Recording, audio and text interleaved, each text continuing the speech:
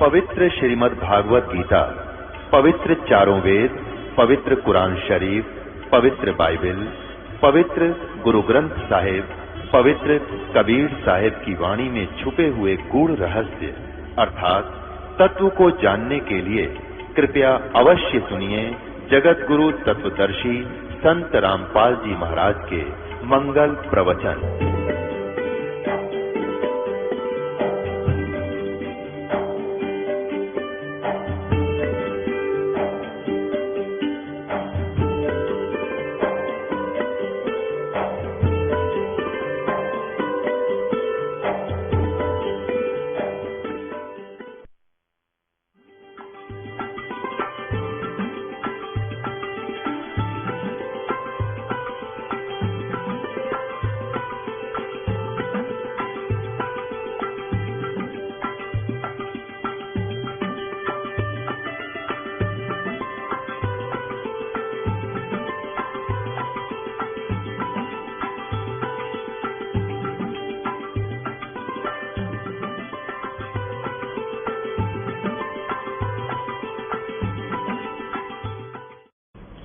रामानंद जी क्या बता रहे, सुन बच्चा मैं स्वर्ग की कैसे छोड़ू रीत, दास गरीब गुजरी लगी मेरा जन्म जात है बीत, मेरा जीवन समाप्त होने वाला है। चार मुक्ति बैकुंठ में जिनकी हमरे चाह, चार मुक्ति बैकुंठ में जिनकी मोरे चाह, गरीब दास घर आगम की ही कैसे पाऊं था। अगम घर यानी सतलोक के बारे में कभी सुना ना देखा, आपके मुंह से सुना है कि इतना जल्दी से मेरे बच्चे को नहीं। अब स्वर्ग के बारे में, विष्णु जी के लोक के बारे में बता रहा है रामानंद जी कि जैसा मैंने सुना है, हेम रूप जहां धरती है रतन जड़े बहु शोभ, गरीब दास बैकुंठ को तन मन मेरा लोग। कहते भगवान विष्णु जी का जो लोक है वो सफेद लोक है, ये उसन सतलोक है, श्वेत लोक को सतलोक कहने लगे, वो सतलोक अलग है। कहते हेम रूप सब धरती है, स्नो व्हाइट बर्फ जैसी सफेद धरती है विष्णु जी की, और रत्न जड़े बहु शोभे, वहां उस भगवान के लोक में जगह जगह वृक्षों पर भी रत्न जड़े हुए हैं, दीवारों पर भी रत्न हीरे मोती, जैसे आजकल ये टुकड़ी लगाते हैं ना, शीशे लगाते हैं छोटे छोटे चमकाने के लिए, तो वहां कहते हैं सब मकानों पर ऐसे हीरे मोती लगे हुए, इतनी शोभा है अक्षेत्र स्वर्ग की। हिम रूप जहां धरनी है, हिम रूप हिमन बर्फ, हिम रूप जहां धरती है रत्न जड़े बहु शोभे, गरीब दास बैकुंठ को तन मन मेरा लोभ। रामानंद जी कह रहे हैं, गरीबदास जी तो बोल रहे हैं अपनी साख लगा के कि इनकी वार्ता ऐसे हुई थी कि उस स्वर्ग को मेरा मन बहुत लालच में लगा है, उसको चाहता है। शंख चक्र गदा पद्म है मोहन मदन मुरार, गरीब दास मुरली बजय उस स्वर्ग लोक दरबार, दूधों की नदियां बहे श्वेत वृक्ष शोभाने, गरीब दास मंडल मुक्ति उस स्वर्गापुर स्थान। रामानंद जी उस स्वर्ग, जहां स्वर्ग में जाना चाहते हैं उसमें क्या क्या सुविधाएं हैं वो बता रहे हैं। रत्न जड़ाऊ मनुष्य हैं गण गंधर्व सब देवे, गरीब दास उस धाम की इब कैसे छोड़ू सेव। कहते वहां जितने भी देवता बनते हैं या साधना करके वहीं देवपद प्राप्त करते हैं, उन सब मनुष्यों के कहते हैं यहाँ रत्न जड़े हुए, जैसे तिल हो जाते हैं ना कई बच्चों के मुंह पे तिल हो गया, ठोडी पे हो गया, माथे पे हो गया, तो गोरे से शरीर पर सुंदर लग गया छोटा मोटा तिल, तो कहते हैं वहां पर तो इन तिलों के स्थान पर ऑटोमेटिकली कुदरती रत्न लगे हुए हैं, उनके ऐसे सुंदर सुंदर, और उनके चेहरे बहुत अच्छे, वहां इतना सुंदर शरीर मिलेगा मुझे, परमात्मा करेंगे इसने सीधा। रत्न जड़ाऊ मनुष्य हैं गण गंधर्व सब देवे, गरीब दास उस धाम की कैसे छोड़ू सेव। रामानंद जी कहते हैं कि उस ऐसे अच्छे लोक की इस पूजा में कैसे छोड़ दूं। परमात्मा बोले अभी आपने पढ़ा देवी पुराण में तीसरे सकंद में, विष्णु जी कहते हैं मेरी भी मृत्यु होगी, हम तो जन्म मृत्यु के अंदर, जब तेरा ये मोहन मुरारा नहीं रहेगा तू कहां रहेगा भले आदमी। स्वामी जी से कहा कि जब तेरा विष्णु मरेगा और वो लोक रहेगा ही नहीं, नाशवान है, तो आप कहाँ रहोगे? तब कहाँ रहोगे? वृंदावन खेले सही रज के सर समतूल, गरीबदास उस मुक्ति को कैसे जाऊं भूल। नारद ब्रह्मा जी से रटे और गाँव शेष गणेश, गरीबदास बैकुंठ से और पर को देश। कहते हैं नारद ब्रह्मा और 88,000 ऋषि 33 करोड़ देवता भी विष्णु जी का जाप को जपते हैं। अब फिर परमात्मा ने बताया ये विष्णु जी को ना जपते, वो काल न जपे हैं, वो ब्रह्म है, वो विष्णु रूप धारण करके आ जाता है। ये सोचे हैं ये विष्णु ही सर्वेश्वर है, नहीं, वो काल की पूजा करते हैं। सुर नर मुनि जन 33 करोड़ी, बंदे सभी निरंजन डोरी। 33 करोड़ देवता 88,000 ऋषि भी काल के ही डोरी से बंधे हैं, ये तत्व ज्ञान से अपरिचित है। अब परमात्मा ने स्वामी जी से कहा कि स्वामी जी आपका ज्ञान ही गलत है, तो प्रैक्टिकल भी आपका गलत ही होगा। 88 जिसे जपे और 33 सेव, गरीबदास जासे पर और कौन है देव। अब परमात्मा कहते हैं सुन स्वामी निज मूल गति के समझाऊं तो है, और गरीबदास तेरे इस काल भगवान ने रखा जगत संमोहे। परमात्मा कहते हैं लोग झूठे लालच दिखा के यहाँ छोटे मोटे स्वर्गपुर के तुम्हारे को सम्मोहित कर रखा है इस काल भगवान ने। सुन स्वामी निज मूल गति कह समझाऊं तो है, गरीबदास इस भगवान को रक्षा जगत समोहे। सम्मोहित कर रखा तुम्हारे को गलत लालच देकर।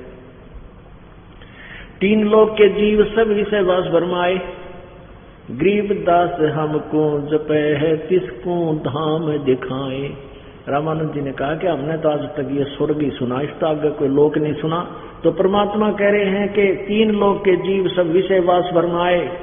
इस काल में कहते हैं यहाँ तुम साधना करके जाते हो, यहाँ तो आप बाल ब्रह्मचारी हो, और वहां स्वर्ग में तेरी वाह रेल बनाओगा, याद रखे, वहां जाते ही देवता बन जाएगा, उन्हें ब्याह करवाओगा, अप्सराएं तेरे चारों तरफ नाचेंगी, क्यों तेरे पूंजी है घनी। और यहां भी यही बकवाद, और स्वर्ग में इससे भी अधिक बकवाद, सारी मदरा पान, सारे फंड वहां, मांस खाओ, कुछ भी बकवाद करो। कहते हैं 3 लोक के जीव सब विषय वास भरमाए। परमात्मा कहते हैं कह कबीर हमको जपे उसको धाम दिखाएं। जो हमारा जाप करेगा उसको लोग दिखाएंगे।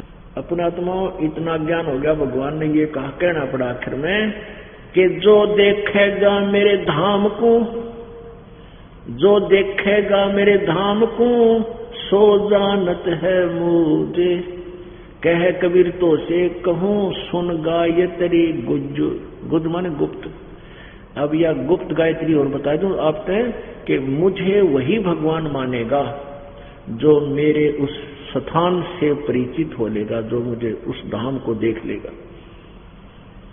अब यहां तो मैं तुझे एक दानक दिखूं, जो राय का बालक दिखाई देता हूं, बुद्धि में बड़े को न तेरे। अब परमात्मा फिर इसकी कैसे अंधेरा हटाते हैं।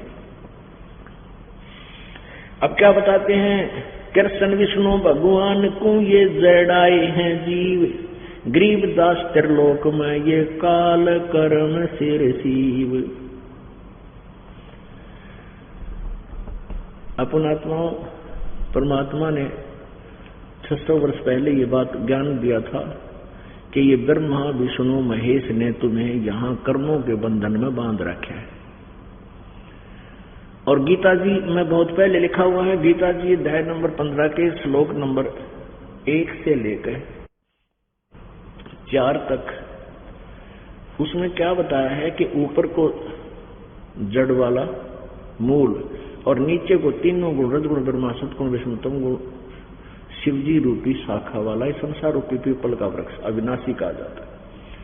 और जो संत इसके सभी पार्ट्स को जानता है, तना कौन भगवान है, जड़ कौन भगवान है, डार कौन भगवान है, शाखा कौन है, पत्ते क्या है, सवेदवित व वेद के तात्पर्य को जानने वाला अर्थात तत्वदर्शी संत है।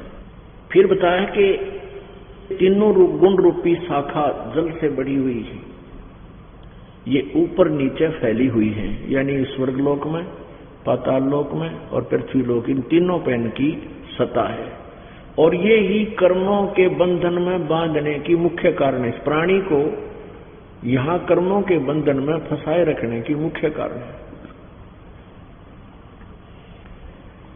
और गीता जी अध्याय नंबर 14 के श्लोक नंबर 3, 4, 5 में बताया है कि ये काल कह रहा है ब्रह्म कि दुर्गा तो मेरी पत्नी है, प्रकृति तो मेरी पत्नी है, और मैं इसके पेट में बीज स्थापित करता हूं जिससे सब प्राणियों की उत्पत्ति होती है।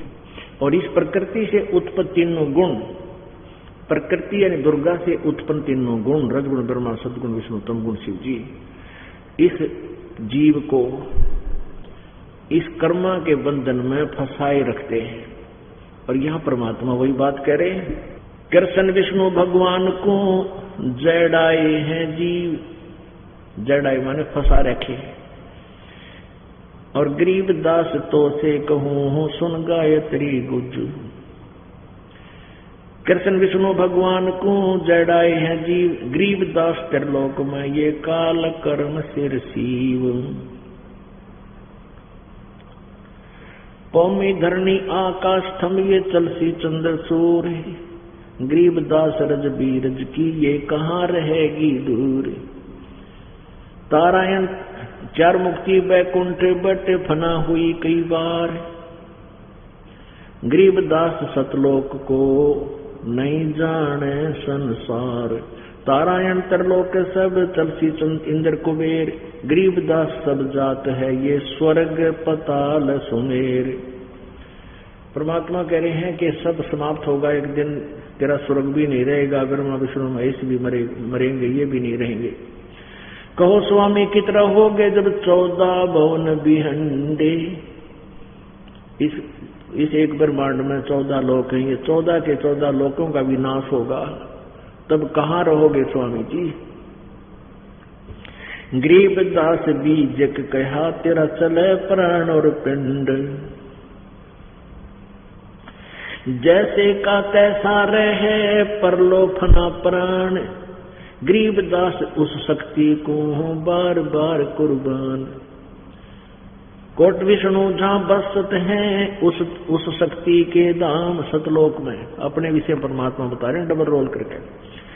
गरीब दास गुल होते हैं अल्प वस्तु निकाम। अब कहने इतनी कुछ सुनकर रामानंद जी की इतनी तो मन में आ गई, भाइयों बात तो कट्टे की कह रहा बालक है।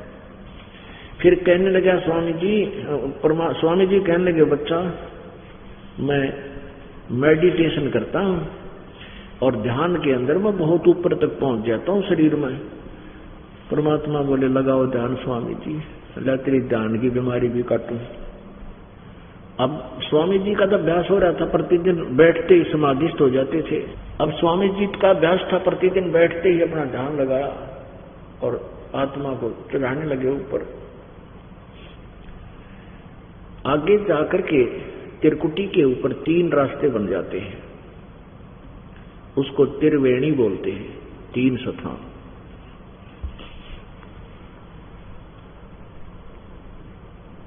तो वहां जाकर के स्वामी जी लास्ट पॉइंट वो था, वहां तक जाती थी उनकी मेडिटेशन की पहुंच।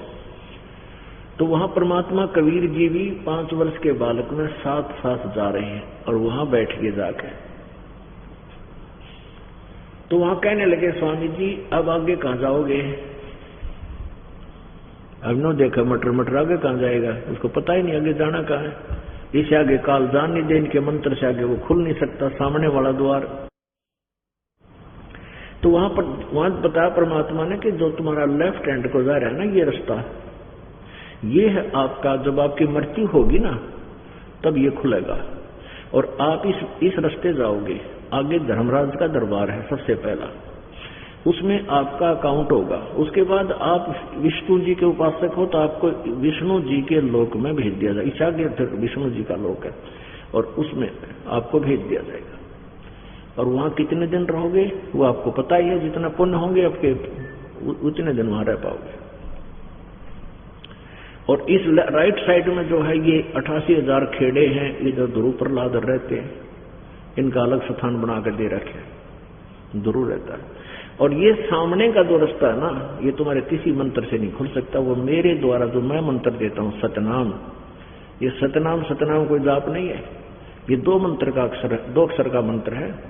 एक इसमें ओम है, एक गुप्त, ये दास बताएगा, जिन्हें सतनाम ले रखा उनको पता है।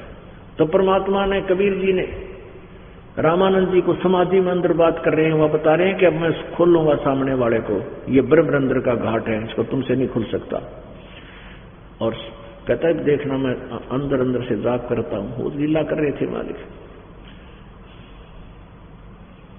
ऐसे श्वास का जो सिमरण किया मालिक ने सतनाम का, वो तुरंत सामने वाला गेट खुल गया और रामानंद जी की आत्मा परमात्मा साथ लेकर ऊपर चल पड़े।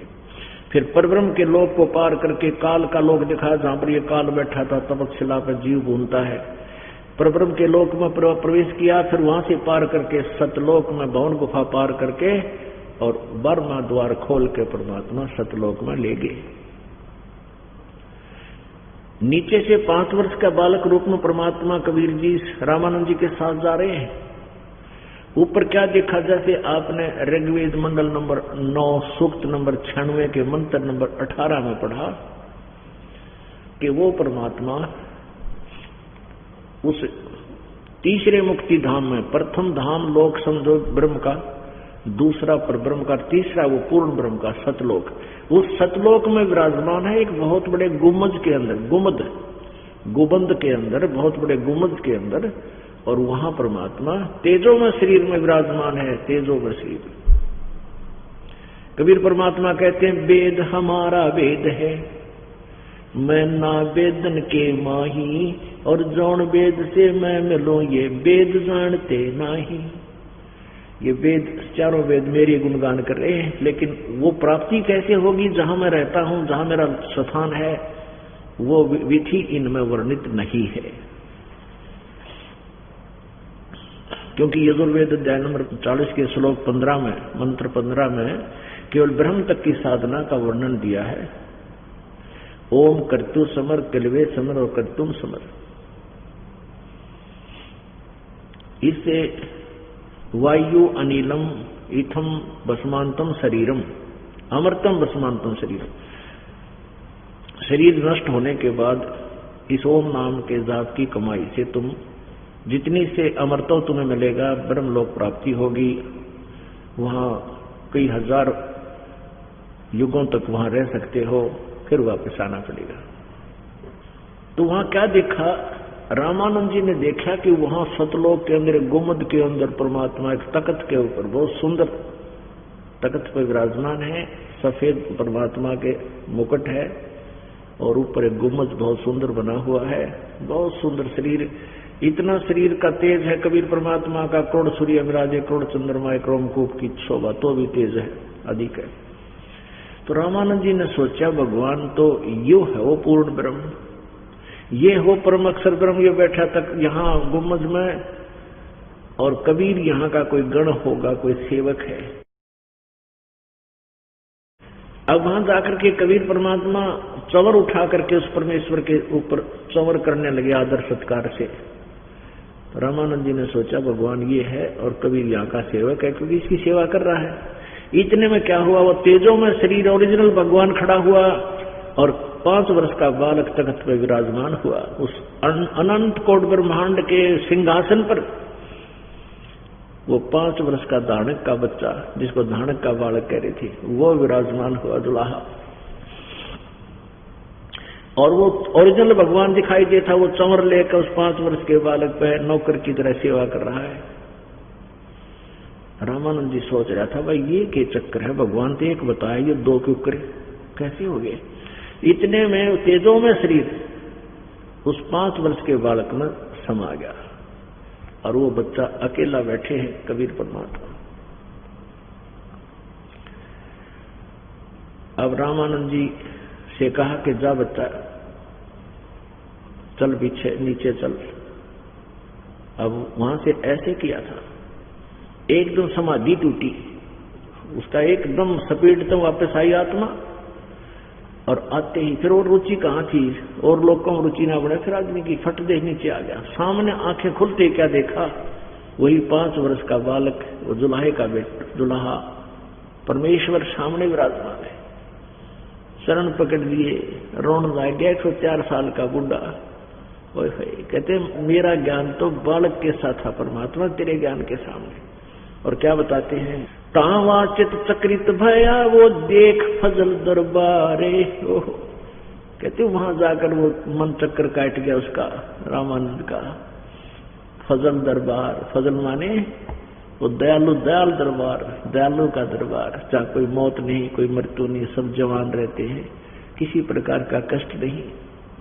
तहाँ वहां चित चक्रित भया देख फजल दरबार, गरीबदास सजदा किए हम पाए दीदार।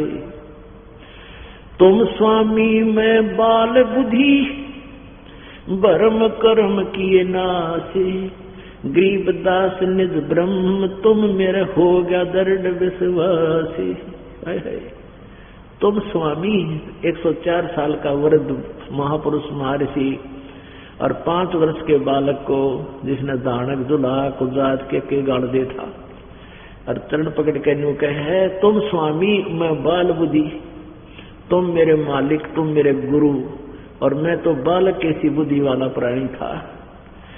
तुम स्वामी मैं बाल बुद्धि, मेरा भरम कर्म किए नासे, मेरे सारे भरम और कर्म आपने सारा संदेह मिटा दिया।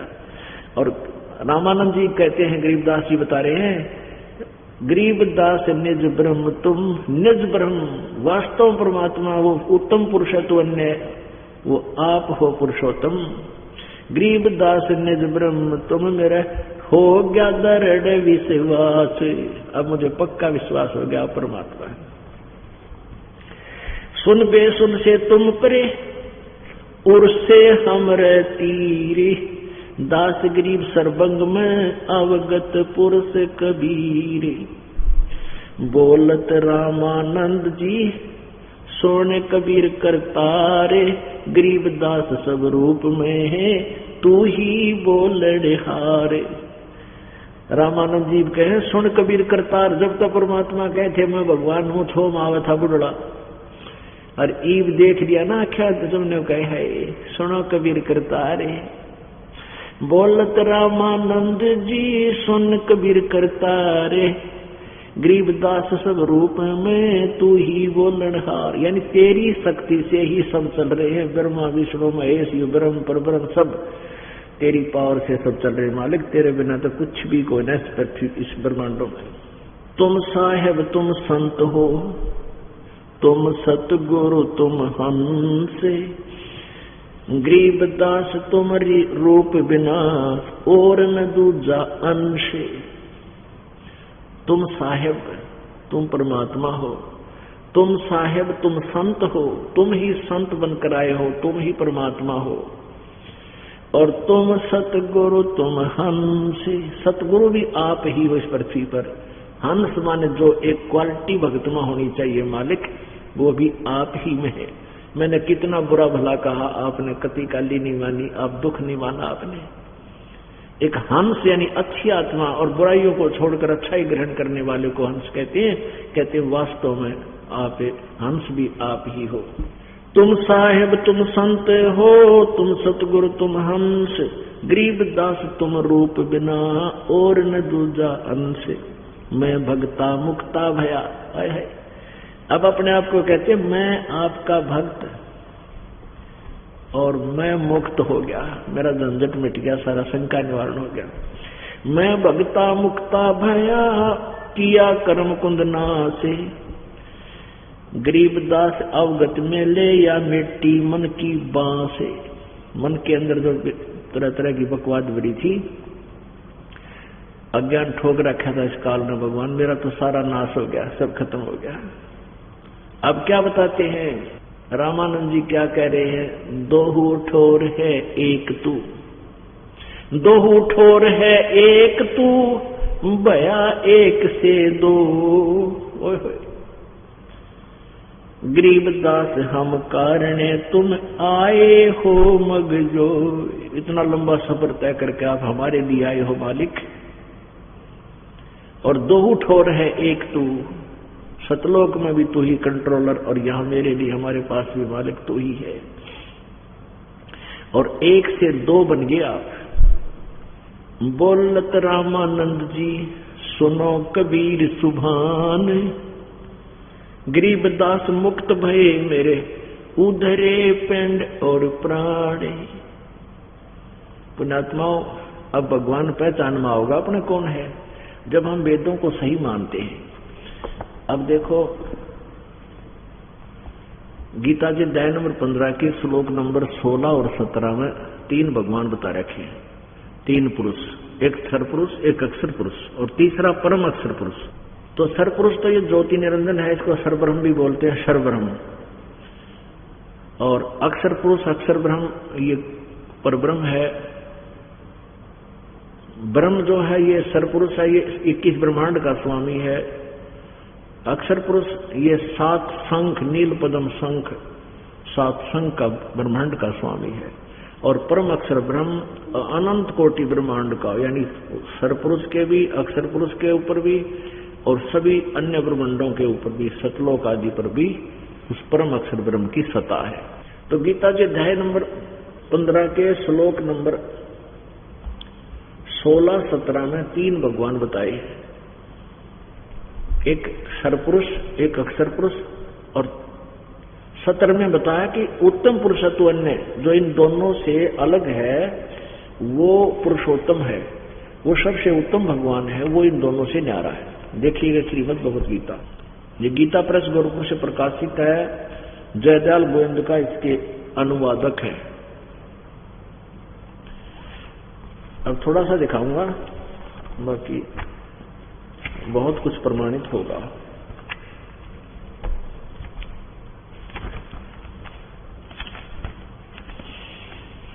अध्याय नंबर 15 और श्लोक नंबर 16। दिवौ इमौ पुरुषौ लोके शर च अक्षर एव च क्षर सर्वाणि भूतानि कटुस्थ अक्षर उच्यते। अब इसमें ये बताया है कि इस पृथ्वी वाले लोक में दो परमात्मा हैं, दिवौ इमौ पुरुषौ लोके, क्षर पुरुष और अक्षर पुरुष। और इसी प्रकार इनके लोकों में सभी प्राणियों के स्थूल शरीर तो नाशवान है और आत्मा सबकी जीव आत्मा अमर होती ही है। इन्हीं के द्वारा अनुवाद देखिएगा। इस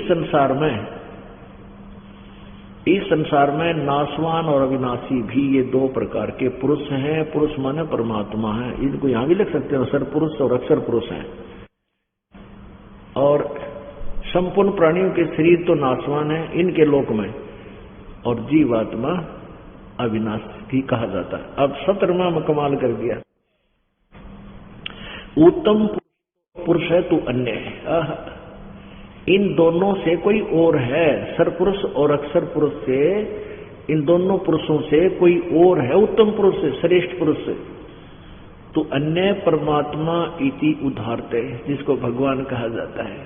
ये लोक त्रयम आविश्य विभर्ति, जो तीनों लोकों में प्रवेश करके सबका धारण पोषण करता है, वो अव्यय ईश्वर है, वो वास्तव में अविनाशी परमात्मा है। इन्हीं के शब्दों में उत्तम पुरुष तो अन्य ही है, ऊपर वाला है, यानी उत्तम पुरुष मन परमात्मा, ऊपर उत्तम भगवान तो कोई और है ऊपर वाले दोनों से, जो तीनों लोकों में प्रवेश करके सबका धारण पोषण करता है। अविनाशी परमेश्वर परमात्मा इस प्रकार कहा गया है।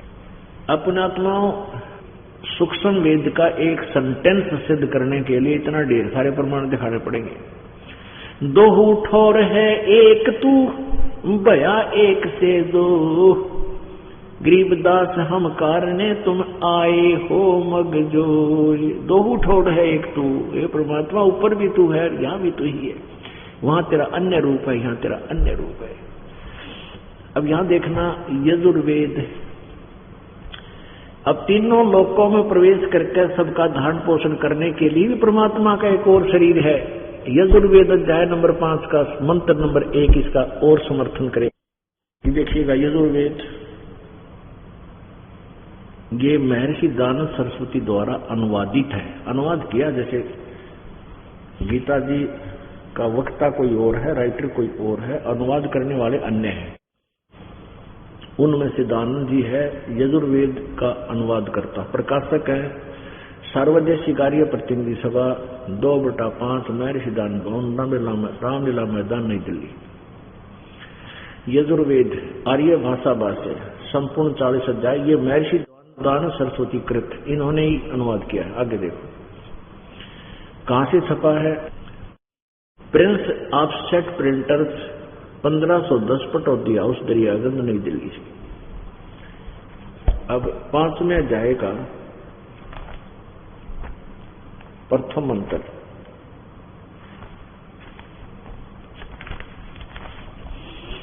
अथ पंचम अध्याय आरंभ है। यहां ये प्रथम मंत्र 5वें अध्याय का।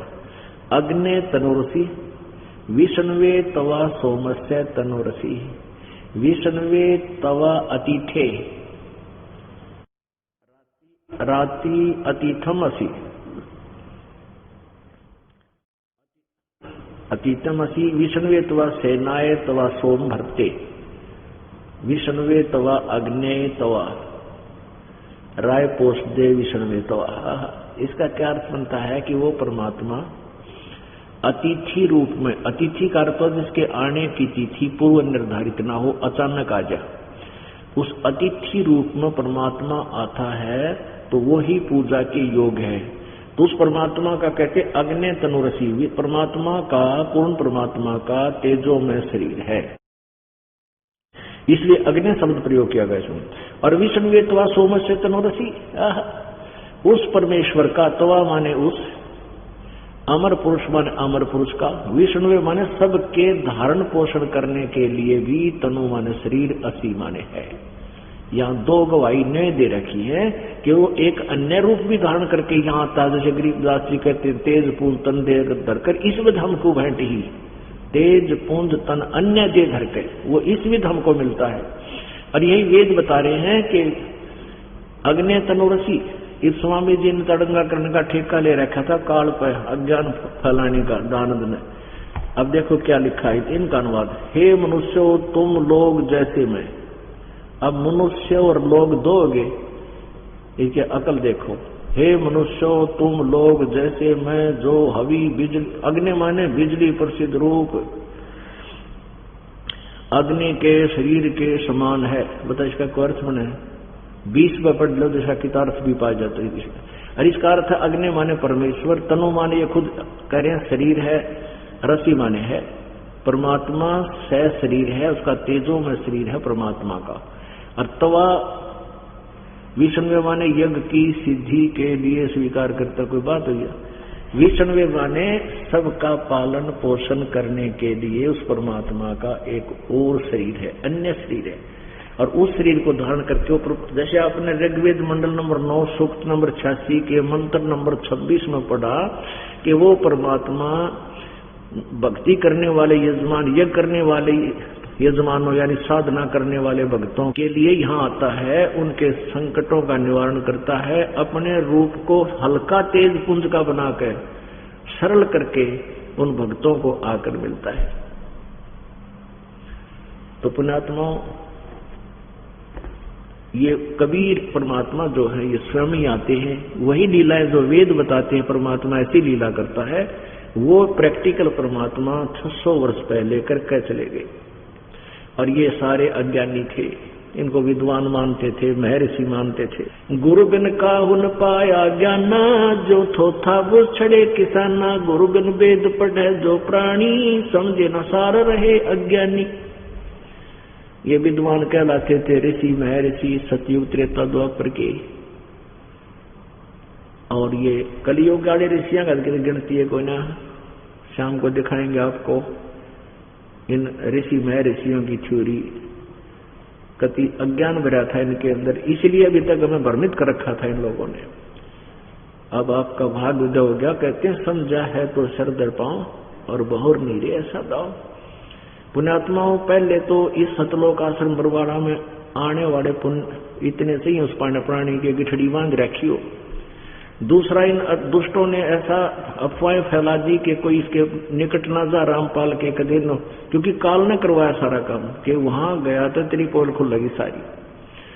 और यहाँ वही पुण्यात्मा आ सकता है जिसके ऊपर मालिक की मेहर गणी हो, इधर तो सोच भी नहीं सकता आने की।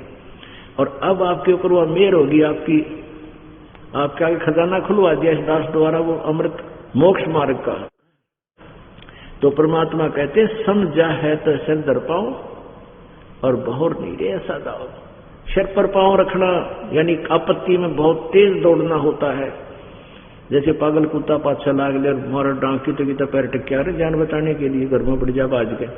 तो कहते हैं ऐसे समझा है तो सिर दर पाओ और बहुर नीरे ऐसा दाओ। ये अवसर, ये मानव शरीर और ये परमात्मा महापूर्ण पुरुष कबीर और फिर दास को ये आदेश दे रखा नाम देने का और लेकर नाम अपना कल्याण कराओ। बोलो सतगुरुदेव। परम पिता परमात्मा पूर्ण ब्रह्म सारी सृष्टि के रचनहार कुल मालिक, ये कबीर परमेश्वर, कबीर देव, कबीर साहब, ये वो मालिक है, ये वो परमात्मा है जो काशी शहर में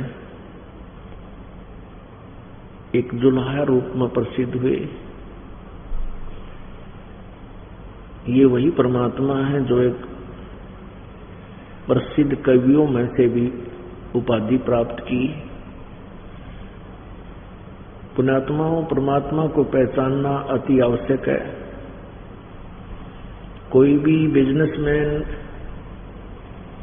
व्यापारी, सौदागर व्यक्ति सौदा करता है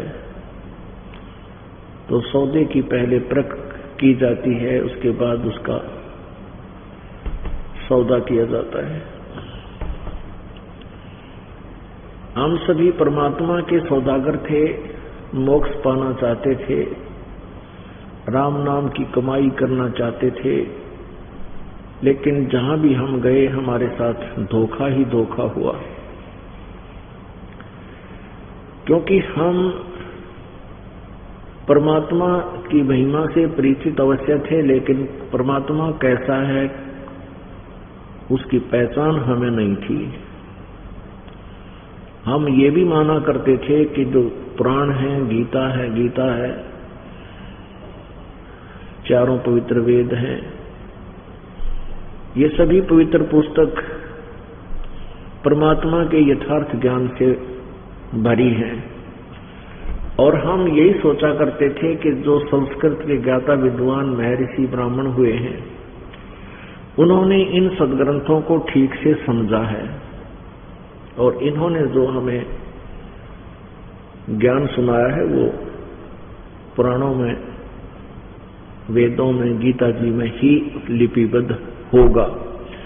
कारण क्या था कि हम अशिक्षित थे, संस्कृत हमारे पूर्वजों को आती नहीं थी। ये सभी सदग्रंथ इस संस्कृत भाषा के अंदर लिपिबद्ध थे, लिखे हुए थे।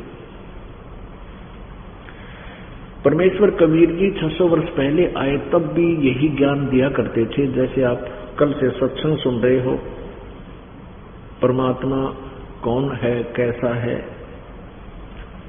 वेदों ने प्रमाण दिया कि वो परमात्मा स्वयं ही ज्ञान प्रचार करने के उद्देश्य से पृथ्वी पर आता है। वो परमात्मा सशरीर है, ऊपर तीसरे मुक्ति धाम में अर्थात सतलोक सनातन परम धाम में रहता है, वहां से गति करके यहाँ आता है। काल के द्वारा फैलाए गए अज्ञान को अपने तत्वज्ञान के द्वारा नष्ट करता है। और ज्ञान सब ज्ञानड़ी, कबीर ज्ञान सो ज्ञान, जैसे गोला तोब का बाई करता चले मैदान। और ज्ञान जितने भी हम अभी तक सुना करते थे वो ज्ञानड़ी थी। ज्ञानड़ी मीन यूजलेस। पूर्ण मोक्षदायक नहीं थी। काल के जाल में रखने का विशेष प्रबंध था, विशेष व्यवस्था थी। और ज्ञान सब ज्ञानड़ी, कबीर ज्ञान सो ज्ञान, यानी कबीर वाणी, सच्चिदानंद घन ब्रह्म की वाणी, ये ज्ञान है। और ये ऐसा ज्ञान है जैसे गोला तोब का करता चले मैदान। आपने सुबह के सत्संग में सुना कि एक महर्षि रामानंद जी चारों वेदों का पवित्र चारों वेदों का, पवित्र 18 पुराण का, पवित्र श्री मद् भगवत गीता जी का एक विशेष ज्ञाता माना जाता था। और उसने 1400 ऋषि प्रचारक बना रखे थे, 1400 ऋषि अन्य ब्राह्मण। और भारतवर्ष में उनका बहुत बोलबाला था। जब परमात्मा कबीर जी के साथ उनका वार्ता हुई, 104 वर्ष के वयोवृद्ध उस महापुरुष ने परमात्मा को पहचाना। और जब उस परमात्मा का साक्षात्कार कर लिया, परमात्मा ने लिखा अपनी वाणी में कबीर जी ने कि जो देखेगा धाम को सो जानत है मुझ, गरीबदास तो से कहूं ये गायत्री गुज। अब कबीर एक जुलाहा था, वो तो एक कवि था। और भगवान कौन? श्री कृष्ण भगवान। किस लिए, कैसे भगवान? कि उन्होंने जरासिंह को मार दिया, शिशुपाल का शीश काट दिया, पूतना को मार दिया, चाणोर पहलवान को मार दिया, कंस को मार डाला। इसलिए ये भगवान थे। और हमारे लिए नो ऑब्जेक्शन था कि कोई, हम कभी मन में ये नहीं आता था कृष्ण जी भगवान नहीं, श्री रामचंद्र जी भी भगवान थे, क्योंकि उन्होंने रावण को मारा था। लेकिन कबीर भगवान नहीं। एक बहन बता रही थी कि जी मैंने आपकी पुस्तक गहरी नजर गीता में, दास ने इसका अनुवाद किया हुआ है श्रीमद् भगवद गीता जी का यथार्थ रूप में, उसका नाम रखा गहरी नजर गीता में, यानी विशेष दृष्टिकोण से अनुवाद किया गया। तो मैंने उसको पढ़ा, एक मंदिर में रखी थी पुजारी के यहाँ, तो उस पे लिखा था कबीर भगवान। मैंने वो पुस्तक वापस रख दी और मन में यह आके देखिए संत कैसा भोला है, कबीर को भगवान बता रहा है। ये जयपुर की बातें हैं, राजस्थान में। कहती है वहां तो मैं उसको वापस रख के आ गई आदर से, क्योंकि धार्मिक लोग जो होते हैं उनमें श्रद्धा विशेष होती है, वो अनादर किसी का नहीं करते, बाकी मानो या ना मानो। परमात्मा कहते हैं सोचल सिद्धर मैं करूं अपने धन के काज। कुछ दिनों के बाद ऐसी रजा हुई परमात्मा की, हमने एक सत्संग करना था जयपुर में 4-5 दिन का। उसके लिए हमने अपने वहां एक भास्कर टीवी है, उस भास्कर चैनल पर वो है राजस्थान का, उस पे अपनी सीडी चलवा दी 1 घंटे की, आधा घंटे की डेली, ताकि कुछ जानकारी हो जाए। तो वो बहन कहती है कि जब मैंने आपकी सीडी देखी कि ये तो वही संत है जिसकी मैंने पुस्तक देखी थी, फिर मैं ध्यान से सुनने लगी है क्या कहते हैं। ओहो, यानी 20 दिन पहले हमने वो सीडी चलवाई थी, वो 20 दिन में कहती है वो बहन के मैंने रह कर ये सुना, ये ज्ञान सुना, वो नोट किए पॉइंट, फिर गीता उठा कर देखी, पुराण देखे, मेरी आंखों से आंसू बहने लगे। ओए होए, बताओ मैं कितनी नालायक हूं, परमात्मा को कह रही हूं कि कबीर किसने भगवान बना दिया, सारे प्रमाण दे रखे। तब उस बेटी ने नाम लिया। तो पुण्यात्मा, लाल की परख जौहरी ही कर सकता है, और दास चाहता है आपको जौहरी बना दूं, आपको पारखू बना दूं, आप इन काल के दूतों के चक्कर में ना आओ, इनके द्वारा भ्रमित ना हो सको। महर्षि रामानंद जी चरणों में गिर कर रो रहे हैं कबीर भगवान के, जैसे आपने सुबह सत्संग में सुना था। और क्या कहा कि दो ठोड़ है एक तू, और भया एक से दो। रामानंद जी कह रहे हैं, गरीबदास हम कारणे तुम आए हो मगजो। ये परमात्मा, अब तो हम दुष्टों के लिए, नीच आत्माओं को के लिए यहाँ आए हो, हमें अपना रास्ता बताने आए हो। हमने बहुत बड़ी गलती की हुई है, क्योंकि परमात्मा ने सृष्टि रचना में जो ज्ञान दिया, स्वामी जी को वह बात समझ में आ गई। तब रामानंद जी कहने लगे, परमात्मा मुझे कुछ और ज्ञान बताओ, ताकि मेरा ये अड़ंगा और हटे। अब रामानंद जी ने प्रश्न किया कि भगवान, ये पुराना रंग इतना गहरा हो गया हमारे अंदर, आपको मैं देख चुका, पहचान चुका हूं, आपके लोक को देख चुका हूं,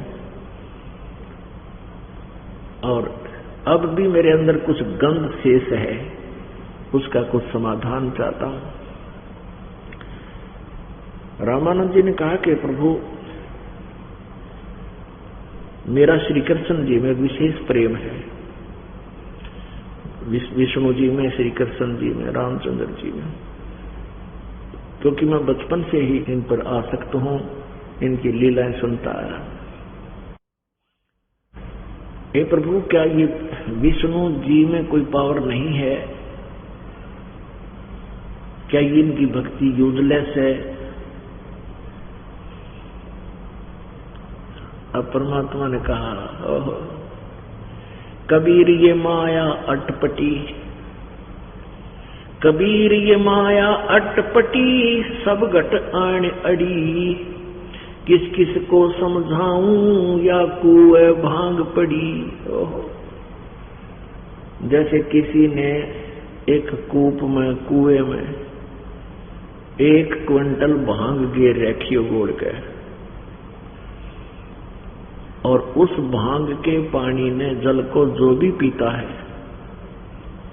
उसी का चक्कर बन जाता है। चाहे 1000 चाहे 1,00,000 व्यक्तियों ने वो भांग वाला कुएं का पानी पी रखा, तो सबकी एक जैसी बोली हो जाएगी, एक जैसी चाल, एक जैसी एक्टिंग होगी, जितने भी पी रहे होंगे। तो परमात्मा कहता है कि यहाँ सब ने काल के कुएं की या अज्ञान रूपी भांग पी रखी। अब किस किस ने समझाऊं, या तो कुएं भांग पड़ी। अब इतना कुछ देख कर भी ये मन दुष्ट संतुष्ट नहीं हो पाया, क्योंकि मन जो है ये काल है, काल का विशेष एजेंट है। ये परमात्मा पर विश्वास नहीं होने देता, बाकी चाहे किसी ने पूज ले यो कति संतुष्ट रहता है। जहां आता है कबीर जी का जिक्र कि ये कबीर इज गॉड, ये तो अड़ियल घोड़े की तरह चारों पैर अड़ा कर बैठ जाता है, नहीं कबीर गॉड नहीं हो सकता। रामानंद जी ने कहा कि प्रभु, भगवान श्री विष्णु जी के अवतार श्री कृष्ण जी आए थे। श्री कृष्ण जी ने मोरध्वज राजा के पुत्र ताम्रध्वज को आरे से चरवा के 2 फाड़ करवा के वो मर गया था बच्चा, और फिर जीवित कर दिया। बताओ, मेरे दिल से इनकी ये लीला निकलती नहीं, तो ये भी तो परमात्मा है। अब परमेश्वर कबीर जी ने कहा कि स्वामी जी, आपको पहले डेफिनेशन ऑफ गॉड सुनाते हैं, पहले इसका पैरेलल एक उदाहरण देते हैं। जैसे श्री कृष्ण जी ने मोरध्वज राजा के पुत्र ताम्रध्वज को जीवित कर दिया, लेकिन अपने सगे भांजे अभिमन्यु को जीवित नहीं कर सके, जो चक्रव्यूह में महाभारत के युद्ध में प्रथम दिन ही मारा गया था। इकलौता पुत्र था पांडवों का, कुल नाश हो रहा था पांडवों का। श्री कृष्ण रो रहा था, सुभद्रा रो रही थी, श्री कृष्ण जी की बहन जो अर्जुन से ब्याही थी। पुत्र के वियोग में, भांजे के वियोग में श्री कृष्ण जीवित नहीं कर सके। अब पुण्यात्माओं, परमात्मा ने नल्ले पर डल्ला ठोक दिया, एकदम शांत हो गया रामानंद। कहने लगा, प्रभु यह बात तो कदे दिमाग में को नहीं आई नहीं, जो आपने यह बात कही है तो हमने कदे सोची भी को नहीं, मन में भी ना आई आता है परमात्मा।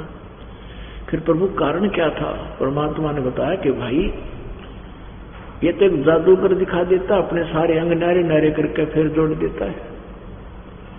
कारण ये था कि मोरध्वज राजा के लड़के ताम्रध्वज का जीवन शेष था और इसको काट के दोबारा जोड़ देना ये सिद्धि है, ये इसके पास, श्री कृष्ण के पास। इनके पास ये 3 भी हो सकती हैं, 4 भी हो सकती हैं, 8 तक सिद्धियां इनके पास।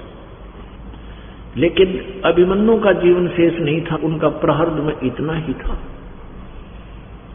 उसकी आयु शेष नहीं थी, मनुष्य जीवन आगे नहीं था उसका, इसलिए श्री कृष्ण जीवित नहीं कर सका। अब रामानंद जी तो कहते पेट पकड़ कर बैठ गया कि भगवान क्या गुण गाऊं परमात्मा तेरे, बिल्कुल सत्य है। अब परमेश्वर कबीर जी ने पूछा कि प्रभु आप परमात्मा को किस फॉर्म में, किस उसमें मानते हो, कैसा है, कौन है, कैसा है?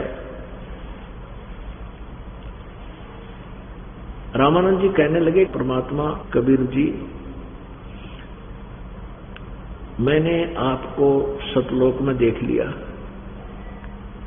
और आपकी महिमा से मैं परिचित हो चुका हूं, लेकिन मेरे अंदर अब भी अड़ंगा शेष है कि परमात्मा को हम निराकार ही सुनते आए थे और वेदों में भी वो निराकार ही लिखा हुआ है। परमात्मा बोले, बोले आदमी, आप वेद पढ़े पर भेद न जान, ये बात है पुराण 18। अर्जड़ को अंधा पत्ते ख्वावा, भूल गया सृजनहारा। तुमने वेदों को पढ़ा है पर समझा नहीं। गुरु बिन वेद पढ़े जो प्राणी, समझे न सार रहे अज्ञानी। अब धर्मदास जी ने भी यही प्रश्न किया था परमात्मा, हमने आज तक यही सुना है कि परमात्मा निराकार है। जितने भी गुरु हमें मिले हिंदू धर्म के, सब ने यही बताया, ऋषि महर्षियों ने आज तक, कि परमात्मा निराकार है, उसका केवल प्रकाश देखा जाता है, जा सकता। यही रामानंद जी रटला रे। तो रामानंद जी कहने लगे, परमात्मा, धर्मदास जी ने भी ये प्रश्न किया था, हे प्रभु आपका मैंने जो प्रसन्न नजारा देख लिया, परमात्मा सहशरीर है, आपका नाम कबीर है और वहां पूरी सृष्टि है उस सतलोक के अंदर, ऐसे ही सब मानव जैसे मानव है, लेकिन वह शरीर नूरी है, वहां जन्म मृत्यु नहीं होती, बुढ़ापा नहीं होता।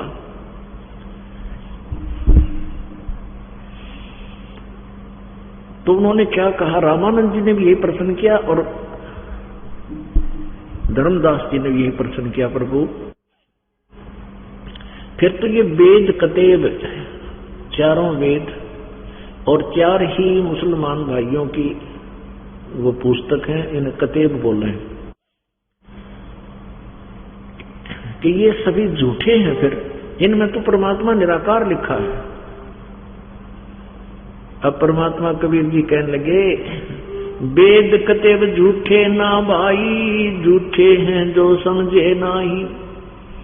ये वेद झूठे नहीं, ना 4 पुराण, ये कतेब झूठी, झूठे हैं जो समझे नहीं। वो नकली थे जिन्होंने इन सदग्रंथों को समझा नहीं।